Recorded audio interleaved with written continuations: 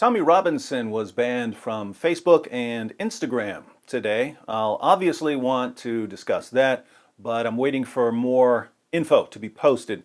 Facebook has listed the reasons for the ban, and a number of media outlets have shared the story, but since I don't trust Facebook or these media outlets to report accurately on something like this, I'd like to see a response from Tommy before I comment.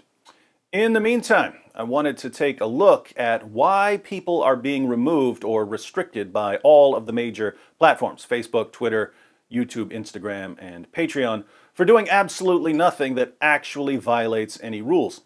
Let's take YouTube as an example. YouTube announced in recent months that they were going to start enforcing the community guidelines more strictly. But what they've actually done, as far as I can tell, is simply order their review team to block more videos, whether the videos violate the community guidelines or not. 11 days ago, I posted a video titled, "Who Will Destroy the Kaaba? Prophet Muhammad Answers." The video was about Muhammad's prophecy that a black man would eventually destroy the Kaaba. I criticized the prophecy as yet another example of Islam's bias against black people. 2 days later, YouTube took down the video for supposedly violating the platform's policy against hate speech.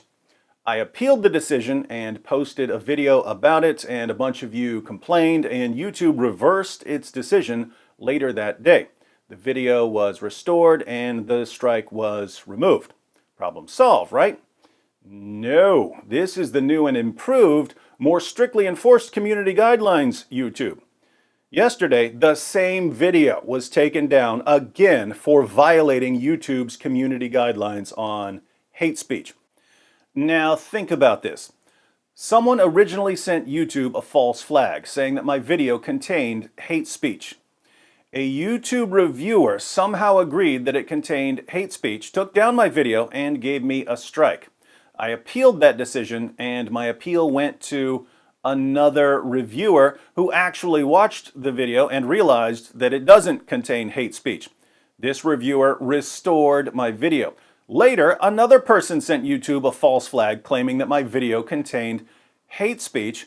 Another YouTube reviewer somehow agreed that it contained hate speech, took down my video, and gave me a strike.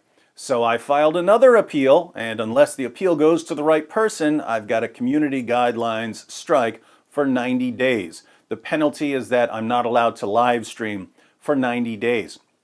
Now, how many live streams do I do per week? I live stream about 3 or 4 times a week, if not more. So YouTube takes away all of those live streams, all of those discussions over what?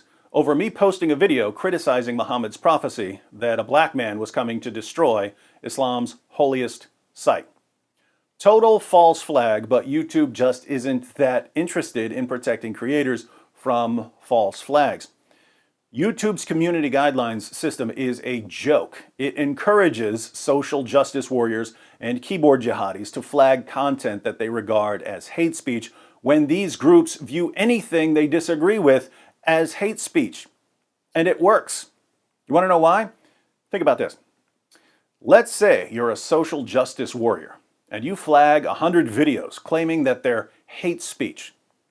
Those flags go to YouTube, and people who work at YouTube look at your flag and they go to investigate. Some of those reviewers actually do their job and recognize that they're seeing false flags. But other reviewers happen to be social justice warriors or keyboard jihadis. In other words, there are people at YouTube who regard anything they disagree with as hate speech.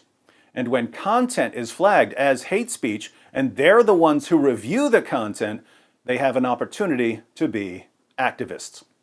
They can say, yes, this is in fact hate speech because it criticizes Muhammad, or it criticizes abortion, or criticizes something else that no one should ever criticize. So we're taking down this video and taking away privileges from the person who posted it. And this is the problem. All of the popular platforms have a flagging system which can be used by anyone, even total screwballs. Those flags are reviewed by people who work for the platforms, but the people who do the reviewing are human beings who are driven by their ideologies. So there's an incentive for social justice warriors and keyboard jihadis to flag content they disagree with, because some of the reviews will be done by people who agree with them and who will remove the content. And guess what? If this happens 3 times in a 3-month period on YouTube, someone's channel can be removed. This means that if you don't like what someone says, all you have to do is organize a group of false flaggers who keep flagging the content until you get lucky with 3 reviewers who agree with you.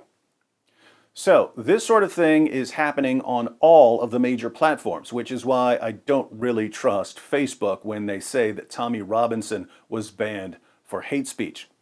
When I eventually get banned from YouTube, YouTube will say that I was banned for hate speech, even though I will actually be banned because of a system that encourages false flags.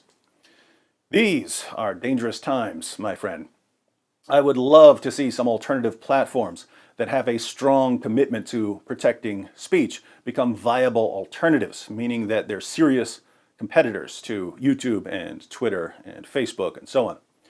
Until then, no one who says anything that a social justice warrior or a keyboard jihadi would find offensive is going to be safe on any of the major platforms.